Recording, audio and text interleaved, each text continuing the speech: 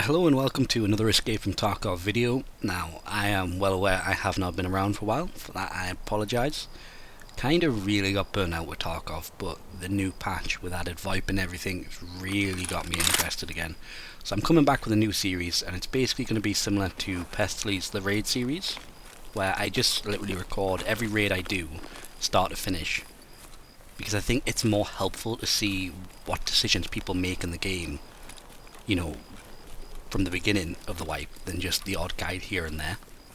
So the first thing I did was to get level 2, I examined all the items from all the traders. That got me level 2. As soon as I got level 2, I accepted the quest from Mechanic to go and unlock, what's his face, Jaegar. Simply because having access to more traders at that point is great, but you also get an OPSKS from level 1 Jaegar and a PSO scope from Prepor. And that gun can pretty much see you through the entirety of the game until late into the wipe. So in this raid, I'm playing Woods because the mission you've got to go to Woods and then pick up that letter from, the other side of the map.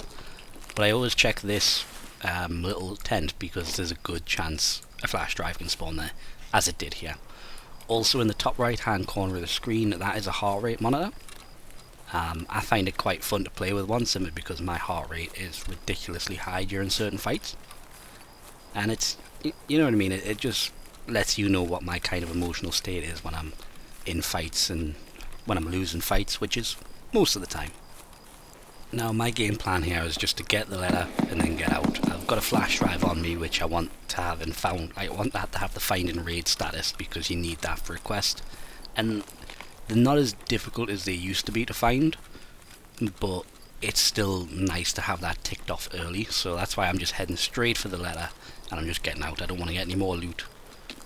The weapon I'm using at the moment, it's the Vepa 136 and it's all base level 1 parts. You can get the Bastion from Skier, you can get the foregrip from Skier as well, but the gas, not the gas tube, the handguard is from Prepor, and then that little optic, that's from Peacekeeper. But you need an extra part from Peacekeeper, which is like a little micro spacer. But my main goal here is definitely to unlock Jaeger, and then I can use the scoped OPSKS to help me to take out the scavs on interchange that I need to kill. I prefer fighting at a distance, especially with scavs, especially early in the wipe, because early wipe scavs, I don't know if it's just you used to having better gear, but they do decimate you early in the wipe. It's just, you're not as armoured, you're not as tanky. And it's always nice to have a bit of distance between you and the enemy. And I decided to do it at night time simply because 9 times out of 10 there's less people playing on the nighttime mode, and you've got more cover, generally speaking. It's more difficult, especially early in the wipe, to come across, night vision goggles and stuff like that. But I don't really think it was the best idea. I have tried to lighten the footage, so let me know in the comments below if you can actually see what's going on. I've done some After Effects to make it a bit lighter. But at the moment I'm just going to be recording the PMC raids. The scav raids I just do, not record them unless they're really good or have good voice interaction, simply because they don't get me any levels. They generally don't usually complete missions and stuff like that. I just generally use the scav modes to get money and gear for the hideout. That's pretty much it. But here I'm approaching the little hut where the letter is, and I don't know what the hell took me out there. It was a pistol round, and it just went you can see on the heart rate monitor, the moment I got shot, you could see my heart go right up there. But that was the end of my first raid of the 12.12 wipe, and as you can probably tell, that means I've got a 0% survival rating, which is, it's terrible, but it's also quite fun. It means I literally cannot, do any worse. It only goes up from here. So whilst that's out the window, I don't have that sitting on me that, oh well, if I survive this next raid I've got 100%, things like that.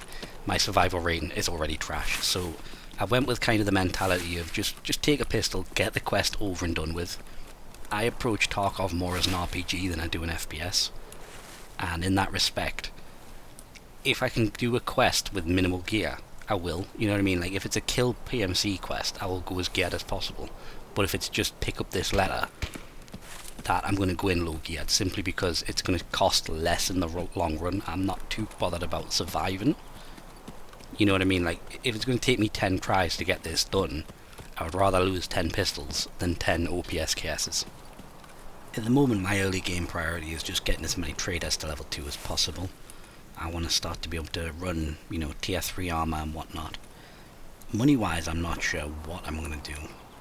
I'd love to get to 15, you know, within a week, just so I can start trading the early game, you know, hideout items like hoses and stuff like that for some reasonable money as well. I do feel like the early wipe is the best time to play though. It's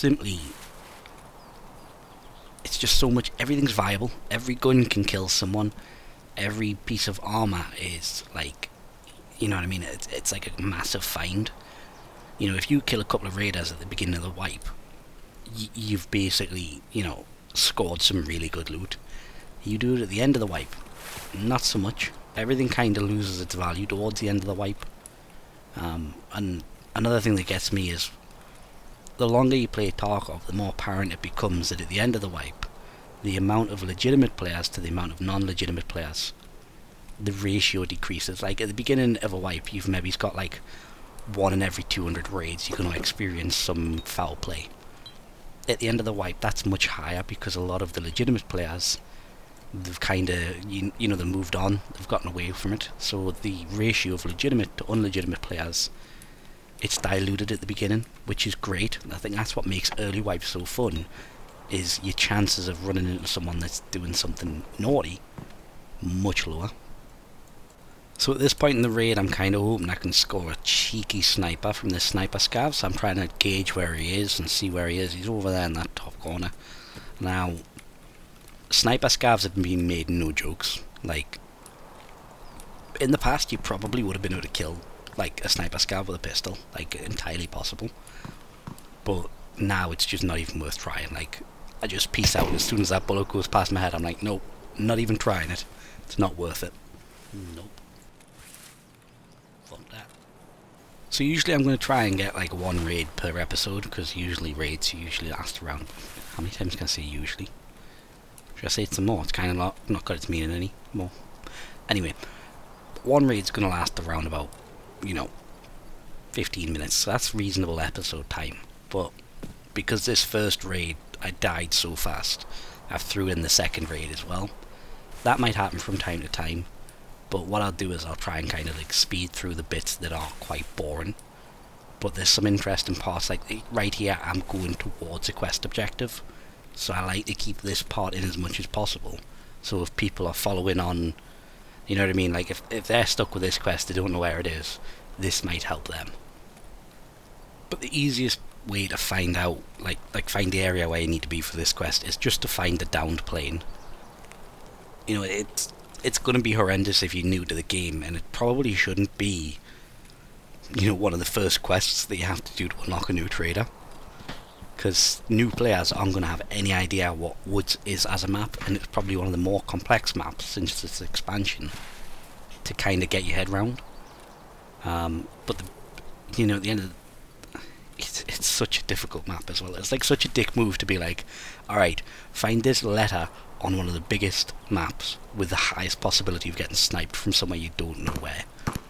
Like, that's just asking for people to rage quit the wipe right there and then. I suppose that's probably why YouTube guides get as many views as they do, because, I mean, at the end of the day, that's the first thing I'm going to do. If I'm new to the game, I'm going to be like, alright, you know, quest guide for whatever this quest is called. I think it's called the Invitation.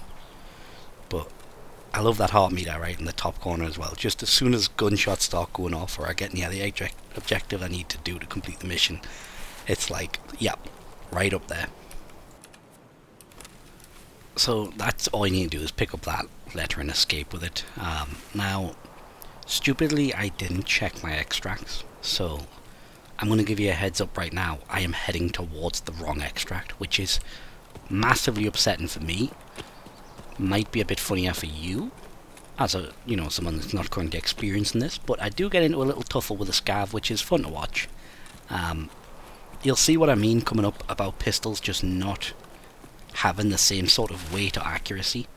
Like usually, like by no means am I an expert, marksman, but usually speaking, early in the wipe, Beretta pistol, you can take down scavs, no issue. It's not like a big thing, but I really struggle with this scav, like massively. Don't get me wrong, I miss a couple of shots, but it's kind of like I feel like I land enough that he should have died a bit sooner.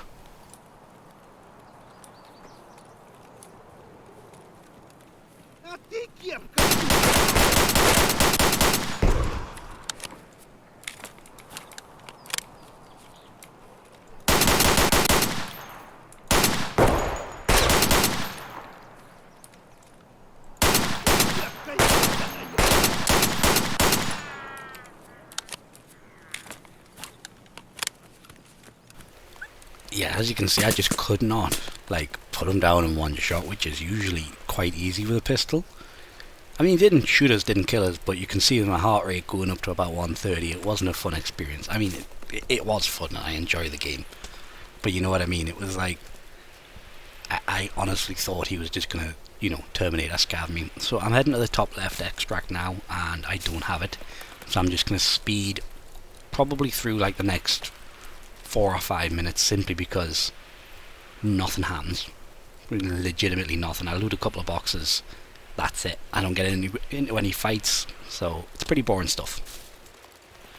So I'm going to take this time to just ask you a few questions. Like, do you prefer the, voiceover method I'm doing now, or would you prefer, commentary in game as I'm doing it? I think I'm going to start streaming soon.